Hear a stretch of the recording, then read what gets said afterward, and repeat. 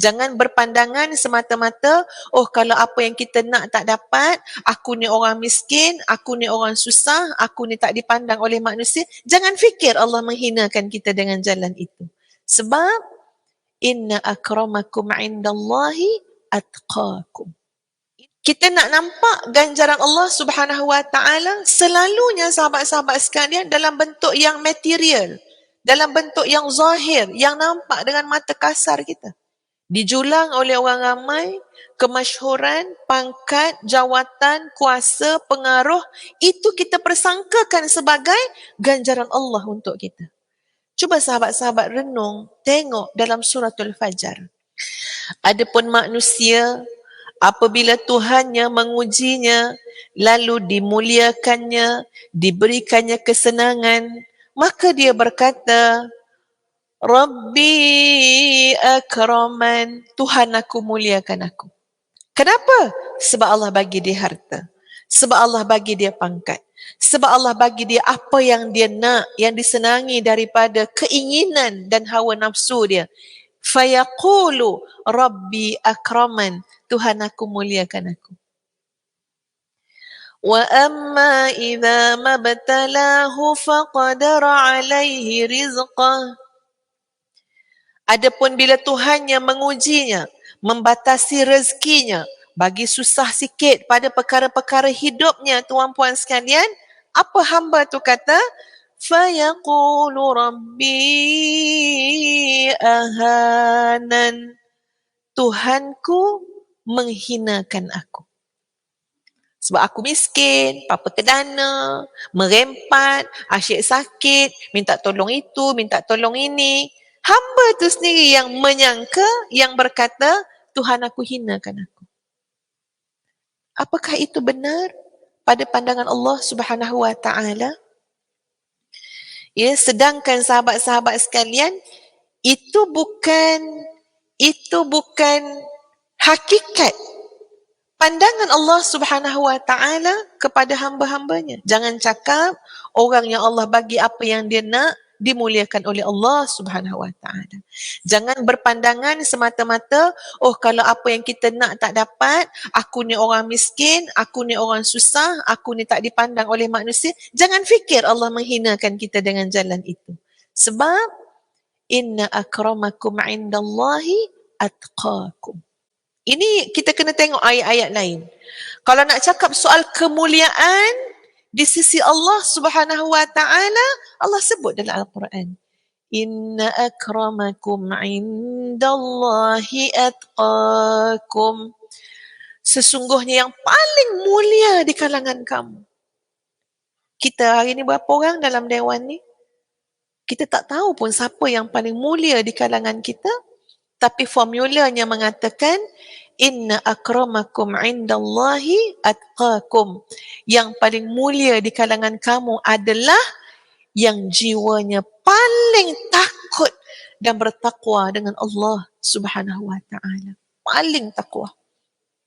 Nak buat apa, nak cakap apa, nak fikir apa, nak bagaimana, nak tengok apa, nak dengar apa, nak rasa apa, semuanya dengan landasan ketakwaan kepada Allah Subhanahu Wa Taala.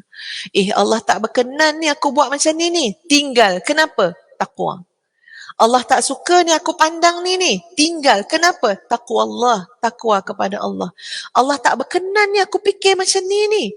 Kenapa tinggalkan fikiran tu cepat-cepat? A'udzubillahi minasyaitanirrajim. Kerana takwa kepada Allah Subhanahu Wa Taala. Itu yang paling mulia. Bukan diukur pada apa yang kita nak, pada apa yang kita ada secara zahir. Apa yang Ustazah bentangkan ini sahabat-sahabat sekalian, sebab nak bagi tahu kenapa kita kadang-kadang merana, kenapa kita kadang-kadang menderita, sebab bacaan, fikiran dan tanggapan kita tidak sama dengan Al-Quranul Karim. Tak sama. Al-Quran ni nak meluruskan jalan hidup kita. Al-Quran dan sunnah Rasulullah sallallahu alaihi wasallam. Kalau tak, dia tak lurus. Hati bila tak lurus, terkucil, sakit. Betul tak tuan-puan? Kalau jalan elok-elok, sakit tak? Tak. Ihdinas siratal mustaqim. Jalan lurus, elok, tak sakit. Yang jadi sakit, terpleot sana, terkucil sana, melecet sini. Ya, apa lagi nak cakap ayat dia? Kena kat kita dah tua-tua ni tuan puan, salah sikit je terkucil kaki tu, kakak ustazah yang arwah tu, dia pernah sikit je nak melangkah, tersalah kaki dia dekat dia punya buku lali tu, 2 bulan hospital bagi cuti. Sebab hospital mengiktiraf. Walaupun bunyi dia macam bukannya jatuh tuan puan. Apa? Terpeleot. Itu yang senang. Ya, terpeleot. Terpeleot. Tapi sebab usia dah 50, terpeleot orang 50 tak sama macam adik kecil ni terpeleot.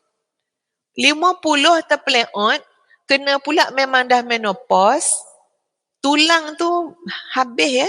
Maknanya pemulihan tu doktor bagi 2 bulan. 2 bulan cuti. Kita kata apa sampai 2 bulan? Doktor tahulah, dia tengok dalam tu jadi apa. Masya Allah, subhanallah. Yang kita jadi tak sedap hati, terluka, menderita dan segala macam ni, ini kerana jalan kita tidak lurus. Kenapa jalan tak lurus? Bacaan fikiran kita tak lurus. Pandangan kita tidak lurus. Kita nak pandang ikut cara kita. Belum tentu lurus. Tapi ikut Al-Quranul Karim, sunnah Nabi SAW, hadis Nabi SAW, lurus. Allah tidak menghinakan aku. Mana kita tahu dalam Al-Quran sebut. Allah tidak menghinakan aku dengan kesusahan ini. Allah tidak menghinakan aku dengan ujian ini. Allah bukan bertujuan untuk menjatuhkan aku dengan ujian ini. Orang lain mungkin cakap lain. Orang lain mungkin cakap, tengok kakak kamu. Tengok kakak kamu, apa yang dia ada, itu orang lain cakap. Itu manusia cakap. Apa yang dia ada, harta dia tak ada, tanah dia tak ada. Tengok adik dia orang kaya. Itu cakap manusia, tuan-tuan. Belum tentu sama dengan pandangan Allah Subhanahu Wa Taala. Jadi ini penting, kita nak betulkan pemikiran kita, hati kita sejajar dengan Al-Quranul Karim. Sebab bila sejajar dengan pandangan Al-Quran, lurus. Hati tak sakit kak? Ya lurus. Oh, inna akramakum indallahi atqakum. Yang paling mulia adalah yang paling bertakwa. So lurus, hati kita tak sakit.